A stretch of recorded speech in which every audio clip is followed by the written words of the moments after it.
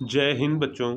तो हम आपके लिए क्लास 9 का अर्धवार्षिक परीक्षा 2024-25 का विषय हिंदी का प्रश्न पत्र लेकर आए हैं। अगर आप लोगों की अर्धवार्षिक परीक्षा होने वाली है तो ये प्रश्न पत्र आपके एग्ज़ाम के लिए बहुत महत्वपूर्ण होगा। तो आप लोग इस एग्ज़ाम को यानी कि इस पेपर को 100% देख कर जाइएगा, तो आपकी एग्ज़ाम में आपकी बहुत मदद होगी। तो यहाँ पर ये क्वेश्चन पेपर लेटेस्ट पैटर्न पर आधारित है, तो आप लोग इस क्वेश्चन पेपर को पूरा देखिएगा, जिससे आप पेपर के पैटर्न और जो है सिलेबस को अच्छे से समझ पाएंगे। तो चलिए आज की जो वीडियो है शुरू करते हैं। उससे पहले अगर आपने अभी तक चैनल को सब्सक्राइब नहीं किया है तो आप चैनल को सब्सक्राइब जरूर कर लीजिएगा ऐसी ही वीडियो के लिए। अगर आपने अभी तक वीडियो को लाइक नहीं किया है तो वीडियो को भी लाइक कर दीजिएगा। तो यहाँ पर आपको सबसे पहले कुछ निर्देश दिए जाते हैं, तो ये निर्देश आप पढ़ सकते हैं। पढ़ना चाहें तो हम सीधे प्रश्न पत्र की ओर चलेंगे और हमने एक एक प्रश्नों को हम लोग सॉल्व करके आपको उसके आंसर्स भी बताएंगे।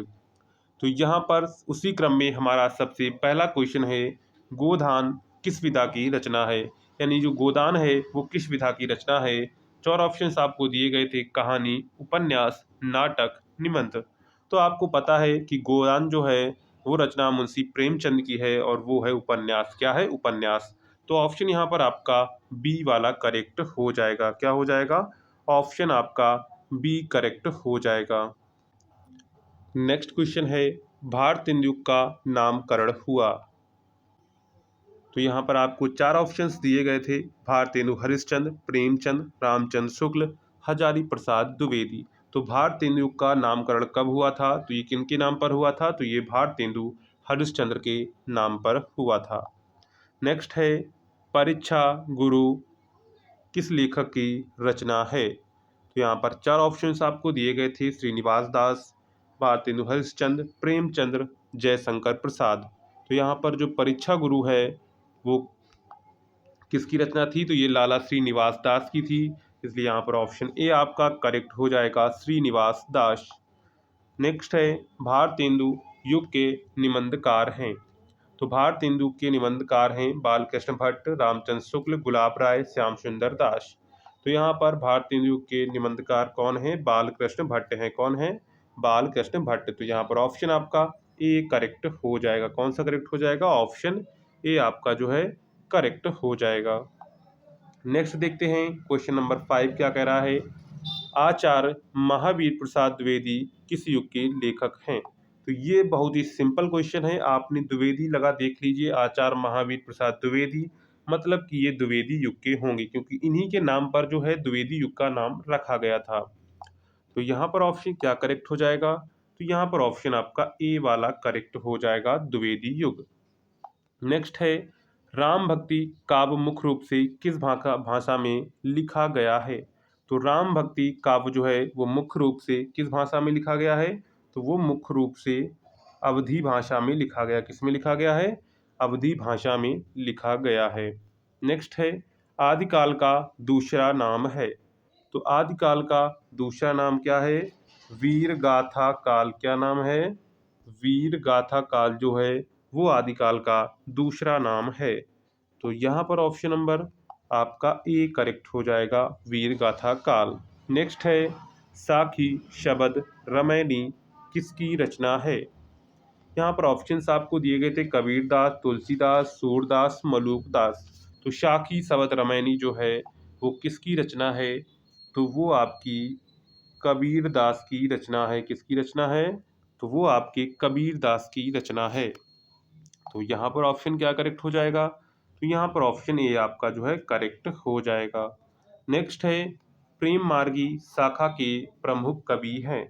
तो प्रेम मार्गी शाखा के प्रमुख कवि कौन हैं?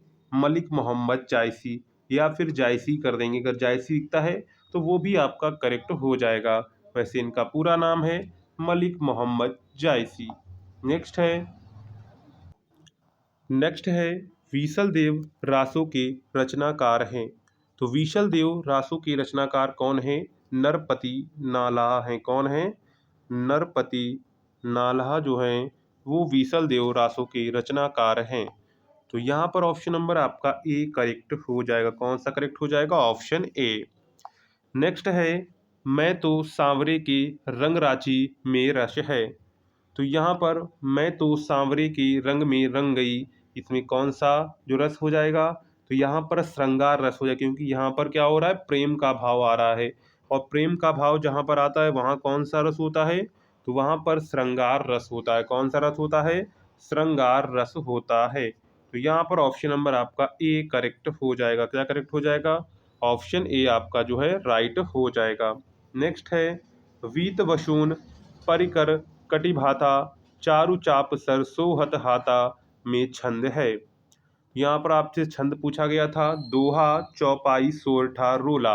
तो वीत वसून परिकर परिकर कटिभाता चारु चाप सर सोहत हाता में कौन सा छंद है? तो यहाँ पर जो है वो है चौपाई छंद। कौन सा छंद है? तो यहाँ पर है वो है चौपाई छंद। तो यहाँ पर ऑप्शन नंबर आपका बी करेक्ट हो जाएगा। क्या करेक्ट हो जाएगा? Option B. रघुपति राघव राजा राम पतित पावन सीताराम में अलंकार है। तो यहाँ पर रघुपति राघव राजा राम पतित पावन सीताराम में अलंकार कौन सा हो जाएगा? तो यहाँ पर अलंकार हो जाएगा अनुप्रास अलंकार। कौन सा अलंकार हो जाएगा? तो यहाँ पर हो जाएगा अनुप्रास अलंकार। कौन सा हो जाएगा? अनुप्रास अलंकार। तो यहाँ पर ऑप्शन नंबर आपका जो है बी करेक्ट हो जाएगा। यहाँ पर अनुप्रास अलंकार क्यों हो जाए? क्योंकि यहाँ पर वर्णों की आवृत्ति हो रही है। क्या हो रही है? यहाँ पर वर्णों की आवृत्ति हो रही है। तो यहाँ पर आपका क्या हो जाएगा? तो यहाँ पर आपका हो जाएगा अनुप्रास अलंकार, ऑप्शन बी। प्रतिदिन का समास विग्रह है। तो प्रतिदिन का समास विग्रह क्या हो जाएगा? इसका हो जाएगा प्रतिधन दिन। क्या हो जाएगा? प्रतिधन दिन। आप लोग संधि विच्छेद और समास दोनों अलग अलग चीज हैं। तो यहाँ पर प्रतिदिन का जो समास विग्रह होगा वो प्रतिधन दिन होगा। तो यहाँ पर ऑप्शन नंबर आपका ए करेक्ट हो जाएगा। क्या करेक्ट हो जाएगा? Option A. किसे विराम चिन्ह के प्रयोग में जाना जाता है? तो किसे विराम चिन्ह के प्रयोग में जाना जाता है? तो वो जाना जाता है पूर्ण विराम को। किसे जाना जाता है? वो जाना जाता है पूर्ण विराम को विराम चिन्ह के रूप में जाना जाता है। आंसू का तत्सम है। तो आंसू का तत्सम क्या है? तो आंसू का तत्सम हो जाएगा अश्रु। क्या हो जाएगा? अश्रु। आंसू का तत्सम क्या हो जाएगा? तो आंसू का तत्सम हो जाएगा अश्रु। तो यहाँ पर ऑप्शन नंबर आपका क्या करेक्ट हो जाएगा? तो यहाँ पर ऑप्शन नंबर आपका ए करेक्ट हो जाएगा। नेक्स्ट है जलज नीरज पंकज आदि कहलाते हैं। तो जलज नीरज पंकज आदि क्या कहलाते हैं? तो ये आपके कहलाते हैं पर्यायवाची। क्या कहलाते हैं? तो ये आपकी कहलाते हैं पर्यायवाची। यानी कि ऑप्शन नंबर यहाँ पर आपका क्या करेक्ट हो जाएगा? तो यहाँ पर ऑप्शन नंबर आपका बी करेक्ट हो जाएगा, पर्यायवाची। नेक्स्ट है महोत्सव में संधि है। क्या है? महोत्सव में संधि है। तो यहाँ पर ऑप्शंस आपको दिए गए थे दीर्घ संधि, गुण संधि, यड़ संधि, वृद्धि संधि। तो महोत्सव में संधि क्या हो जाएगी? तो महोत्सव में संधि हो जाएगी गुण संधि। क्या हो जाएगी? गुण संधि। तो यहाँ पर ऑप्शन नंबर आपका क्या करेक्ट हो जाएगा? तो यहाँ पर ऑप्शन नंबर आपका बी करेक्ट हो जाएगा।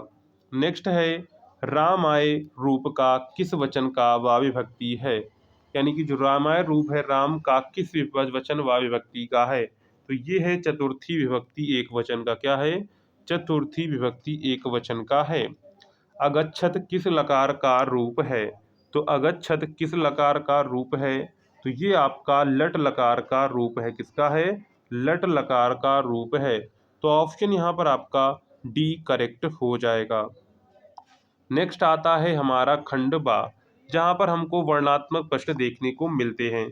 अधोलिखित गद्यांश में से किसी एक पर आधारित प्रश्नों के उत्तर दीजिए। तो यहाँ पर गद्यांश पर आधारित प्रश्न है। तो यहाँ पर आपको दो गद्यांश अथवा में करके दिए जाएंगे। तो उनमें से किसी एक को आपको उसके उत्तर लिखने होंगे। तो अरे मूर्ख, यह क्यों नहीं कहा कि जो कुछ होना था हो चुका, जो कुछ होना था वह कहाँ हुआ। माँ बाप ने बेटे का सहारा कहाँ देखा। मृणालिनी का कामना तरु क्या पल्लव और पुष्प से रंजित हो उठा।